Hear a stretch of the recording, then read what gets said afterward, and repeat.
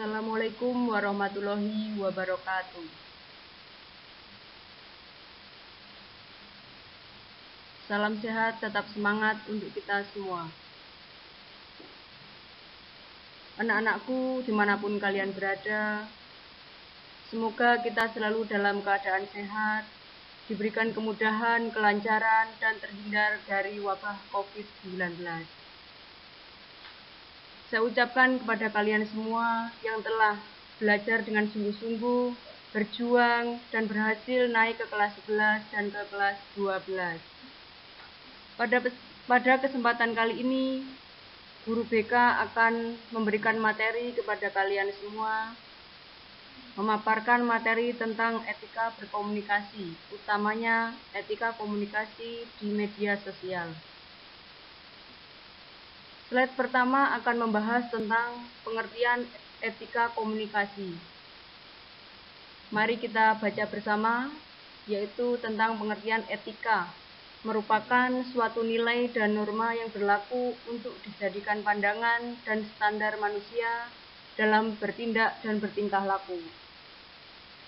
Jadi, etika komunikasi sangat ditekankan untuk kita dalam kehidupan sehari-hari. Jadi etika komunikasi itu perlu dibiasakan sejak dini untuk membentuk karakter diri sendiri supaya sopan, terutama komunikasi di media sosial. Etika itu sendiri berasal dari bahasa Yunani, yaitu ethos yang berarti kebiasaan. Secara keseluruhan bisa dimaknai sikap atau tingkah laku sebagai standar yang mengatur pergaulan manusia dalam sebuah kelompok sosial.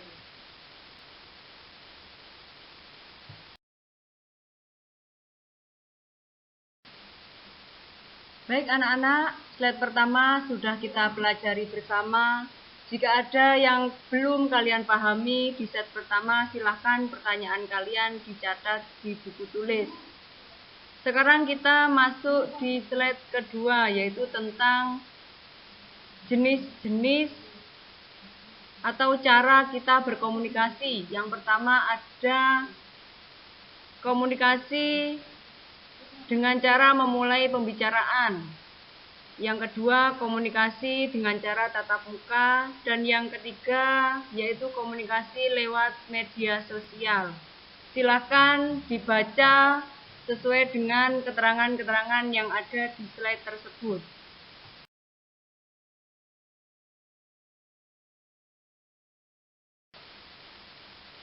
Nah, sekarang saya akan memaparkan beberapa contoh etika berkomunikasi. Mari kita baca bersama. Yang pertama, menggunakan kata dan kalimat yang sesuai dengan lingkungan. Kedua, mudah dimengerti oleh lawan bicara. Ketiga, menatap lawan bicara dengan lembut. Nomor 4, memberikan ekspresi wajah yang ramah dan murah senyum. Nomor 5, tidak mudah terpancing emosi dengan lawan bicara.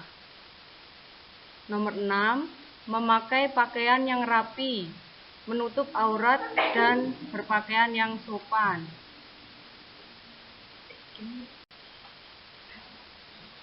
Untuk selanjutnya, mari kita bahas bersama mengenai etika berkomunikasi di media sosial.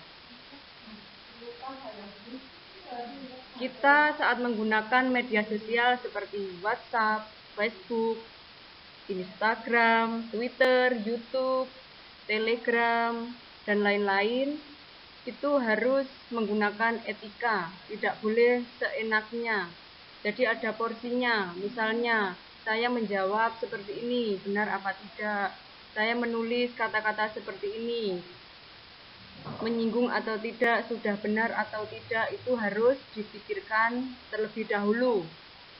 Nah, ini ada etika berkomunikasi di media sosial. Yang pertama, kita harus menghindari menggunakan identitas palsu.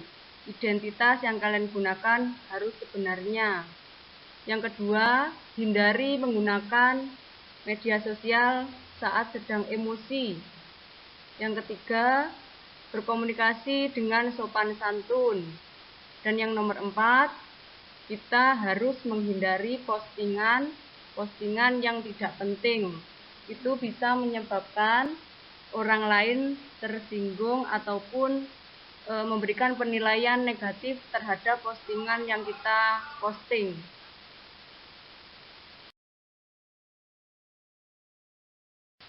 Jadi etika komunikasi itu tidak hanya dilakukan dengan cara tatap muka saja. Meskipun kita komunikasi di media sosial, kita juga perlu menggunakan etika. Jadi tentang bab etika komunikasi kalian harus benar-benar paham dan kalian lakukan dalam kehidupan sehari-hari. Slide berikutnya yaitu tentang etika komunikasi di grup WA kelas. Yang pertama, nama di WA harus lengkap. Yang kedua, ucapkan salam atau menjawab salam ketika Bapak Ibu Guru memberikan salam di grup tersebut. Yang ketiga adalah menggunakan bahasa-bahasa yang sopan ketika kalian menjawab salam ataupun bertanya di grup WA kelas.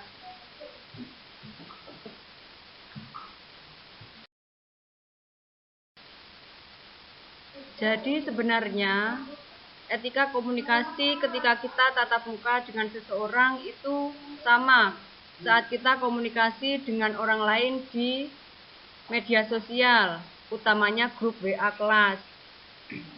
Jadi gunakan bahasa-bahasa yang sopan dan yang bermakna.